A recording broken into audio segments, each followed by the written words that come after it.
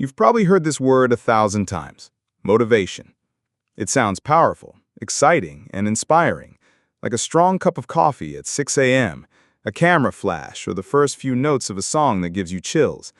Motivation is what people talk about in podcasts, search for on YouTube, and expect every Monday morning. It feels like falling in love, like a spark, like energy. But here's the problem. You go to bed on Sunday night and say, "I'll start tomorrow." Monday comes, you're busy, you're tired, you move it to Tuesday. Then next week, or next month, or January. How many times has that happened? How many times were you inspired but didn't start? How many times did you say, "This time for sure," and then did nothing? That's when you realize motivation doesn't save you. It's bright, but it doesn't last. Like a match, it burns fast, then disappears. And what's left? You and your choice. This is where discipline begins. Discipline is not a feeling. It's a decision, made once, repeated every day. Without fireworks, without applause, without likes. In this video, you won't just hear some inspiration. You'll get a key. And if you stay until the end, you'll learn how to stop delaying, how to start and stay on your path. Lesson 1. Motivation comes and goes, discipline stays. New York City, 1975. It's cold and gray. A man walks the streets in a thin coat. He hasn't eaten in a day. In his pocket, a script he wrote in 3 days. His name is Sylvester Stallone. But back then, nobody knew who he was. He was broke, jobless, and desperate. He had already sold his wife's ring, and soon he would sell his dog just to buy food. He knocked on studio doors. Most said no. Some liked the script but didn't want him as the lead actor. One offer was $125,000, a huge amount for someone who had nothing. He said no. He had one condition. He had to play the main role. They said he didn't look like a star. His voice was strange. He wasn't what they wanted. He still said no. Eventually, they agreed. They gave him less money, but let him act. He used part of the money to buy back his dog for $15,000 and even put the dog in the movie. That movie was Rocky. It won awards. It became a symbol. So did Stallone. But this isn't just a story about success. It's a story about not quitting, about showing up even when you're tired, broke, and alone. Stallone didn't have motivation. He had discipline. He made a choice and kept walking forward. That's what real discipline is. Not a fire, but a steady heat. Not a burst, but a quiet step. Day after day, brick by brick. So if you're still waiting to write your script, start your idea, follow your dream, here's your first key. Stop waiting for the right feeling. It won't come. Instead, ask yourself, do I want to take one small step today or leave another dream behind? Lesson 2. You don't rise to your goals. You fall to your systems. We all love setting goals. New Year's resolutions, vision boards, dream journals.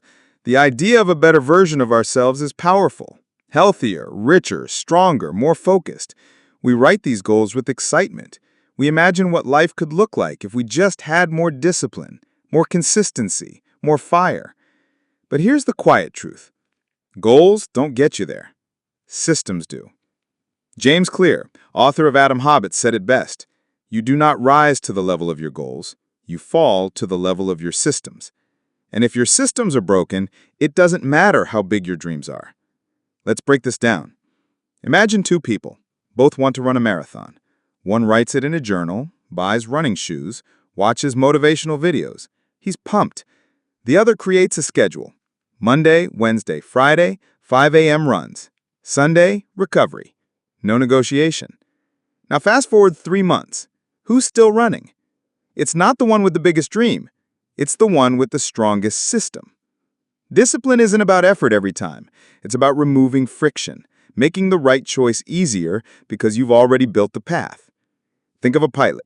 Before takeoff, they go through a checklist, every flight, not because they forgot how to fly, but because systems prevent failure.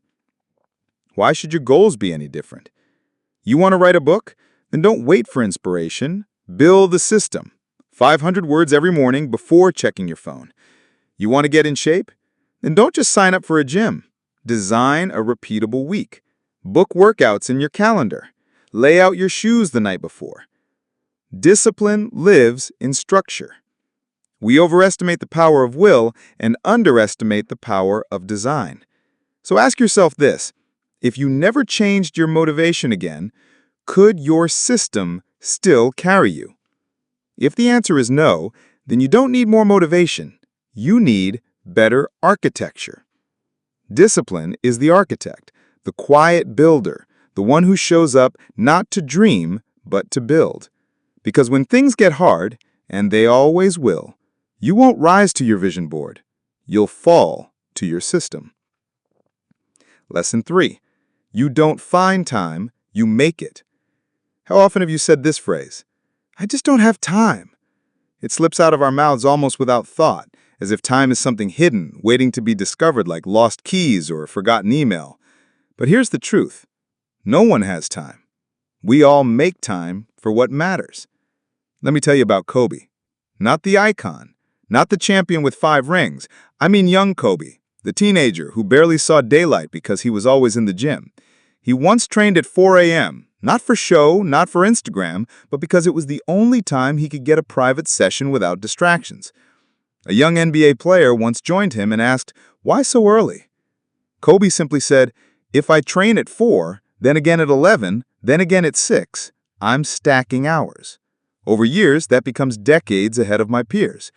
That's the mindset. While others wait for time to appear, discipline wakes up early and gets to work. You have a job, maybe kids, maybe school. It's hard. But time doesn't stretch for anyone. The richest man alive and the single mother working 2 jobs both get the same 24 hours. The only difference is how they spend them. Think of time like money. If you tracked every hour like every dollar, would you still say you're broke? Or would you see that you're wasting hours, scrolling, refreshing, waiting? 15 minutes a day becomes 91 hours in a year. That's a course, a fitness plan, a side business, but only if you choose it. Discipline doesn't ask, "Do I have time today?" It says, "Where do I put time today?" So if you've been telling yourself you'll write the book, start the podcast, finally work out, but just don't have time, be honest. You're not out of time. You're out of alignment. Start small. Wake up 20 minutes earlier. Use your lunch break. Say no to one distraction. That's how time appears.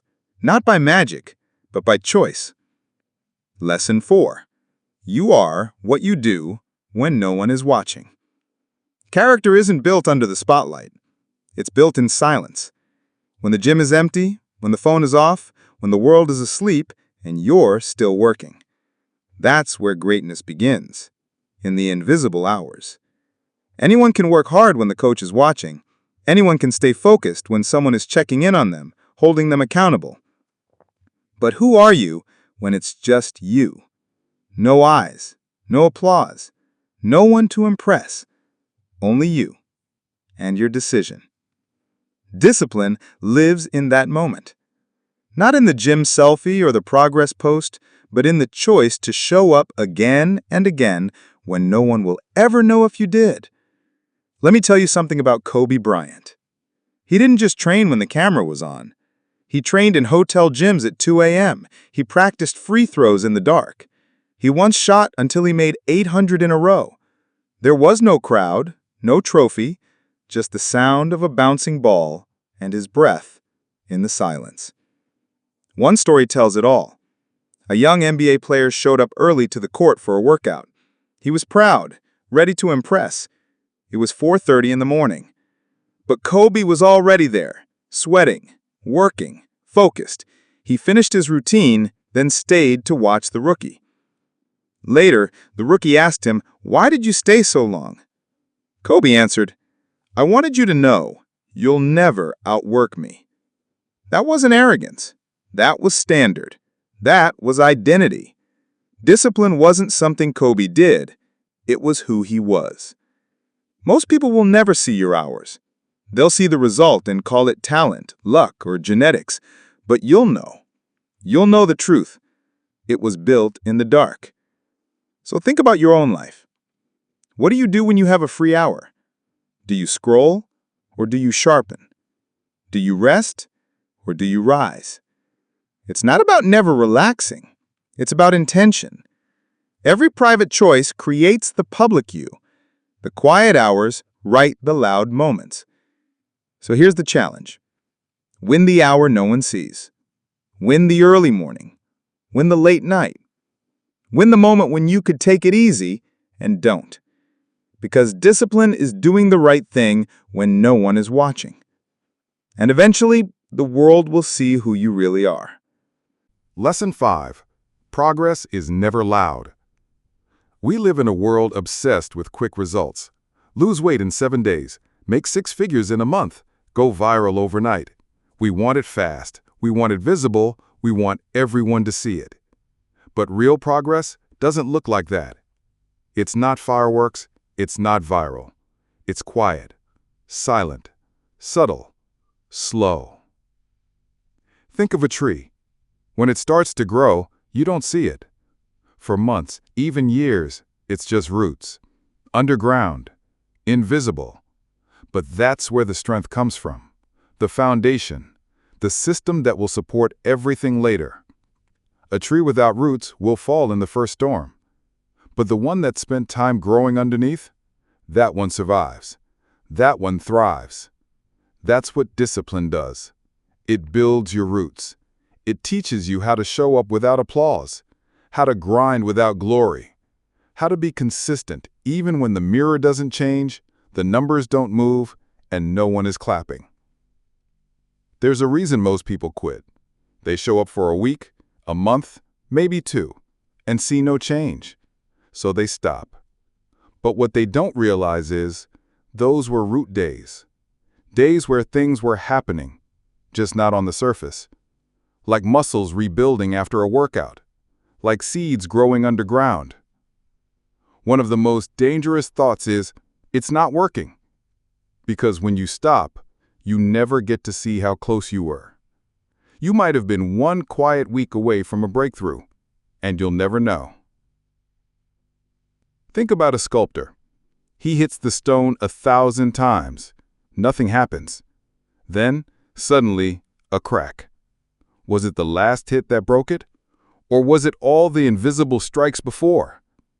That's how progress works.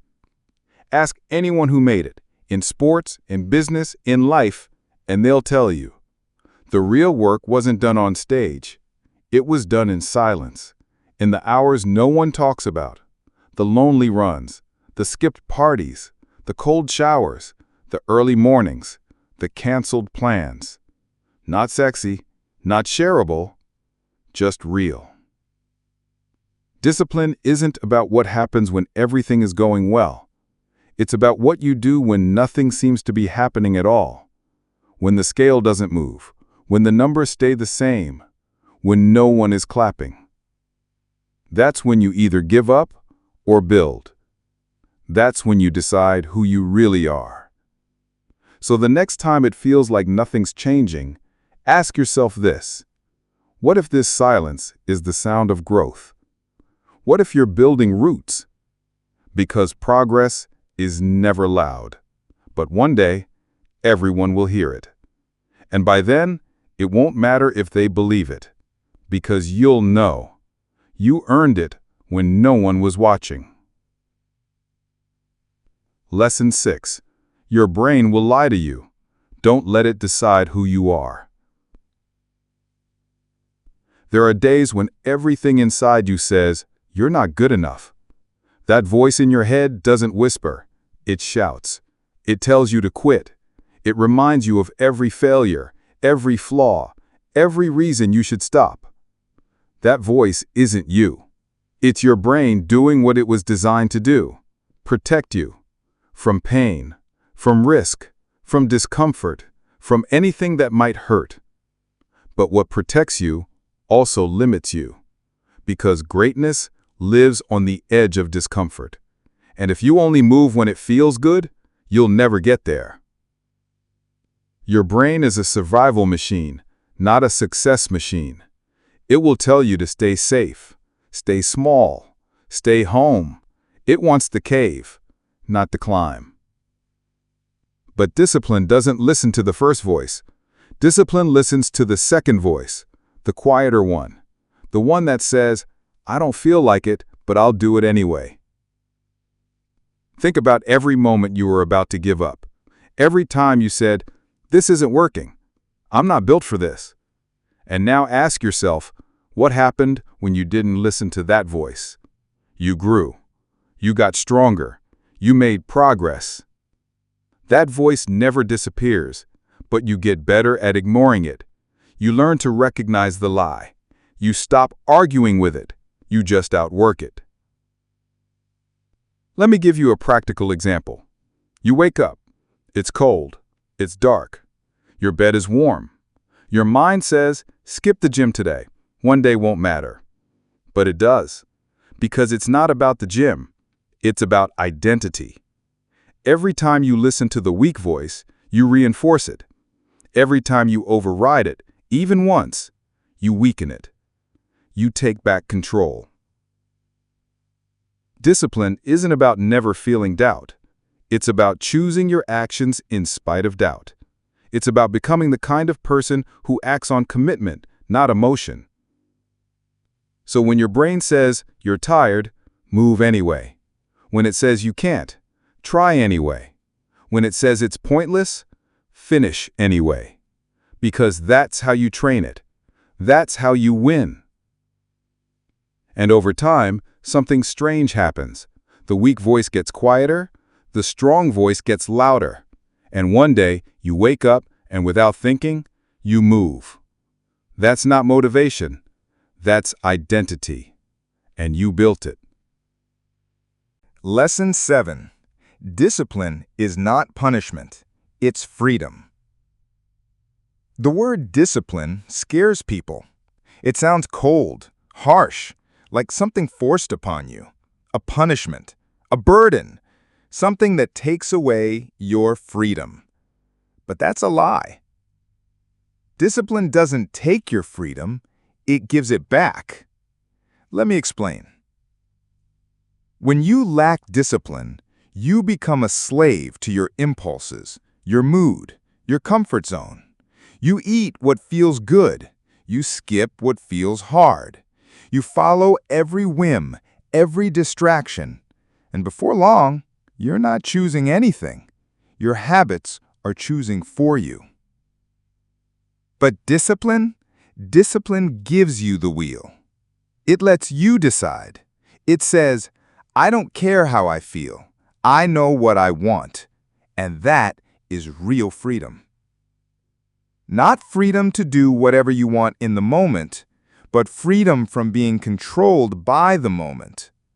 Jocko Willink, former Navy SEAL, said it best, discipline equals freedom. He lived it. Early mornings, brutal training, relentless focus. But because of that discipline, he had power, control, peace. He wasn't ruled by fear, weakness, or temptation. He ruled them. Think of someone who never saves money, never trains, never plans, never says no. At first glance, they look free. But in reality, they're trapped. Trapped in debt, in poor health, in chaos. Because without discipline, the price always comes, just later and with interest. Discipline is the gatekeeper of everything you want. Without it, your goals stay dreams. With it, you build them brick by brick. And here's the truth. You don't have to love the process. You don't have to feel inspired every day. You just have to show up. Because each time you choose discipline, you win a little more freedom. Freedom from regret, from weakness, from the life you're trying to escape. So stop thinking of discipline as punishment. Start seeing it as the greatest gift you can give yourself. because freedom without structure becomes chaos. But discipline builds a life that actually works. Final message: discipline builds who you are. Now you've heard the stories. You've walked through the lessons, the quiet hours, the invisible work, the identity you build when no one is clapping. You've seen that motivation is a spark, a beginning, but not the fuel that gets you to the end. Discipline is. And here's the thing: you won't always feel ready. You won't always feel strong. You won't always feel like it's working. But none of that matters, because discipline doesn't wait for permission. It moves. It shows up. It decides. You want a better body? Discipline will carry you when your energy fades. You want a better life? Discipline will carry you when your hope runs low. All the greats, the ones you admire, they weren't just talented. They were relentless. They got up when they didn't want to. They worked when it wasn't fair. They endured when no one believed. Because they weren't chasing feelings. They were building something. And you can do the same. But you have to stop lying to yourself. Stop saying, "I'll start Monday." Stop waiting for motivation to knock. It won't. But your future self is watching. And every choice you make right now is shaping who that person will become. You've got one shot at this life. Not 1,000, one. And every hour you waste waiting is a brick you didn't lay, a habit you didn't form, a life you didn't build. Discipline is hard, yes. But regret will break you. It will eat at you when it's too late to go back. And the scariest thing about discipline isn't how much effort it takes, it's how much you lose without it. So here's your choice: stay comfortable or get better. Wait for the right time or create it. Live like everyone else or build the kind of life that makes people ask how you did it. Because the truth is, no one is coming to save you. No one is going to build it for you. But you have everything you need.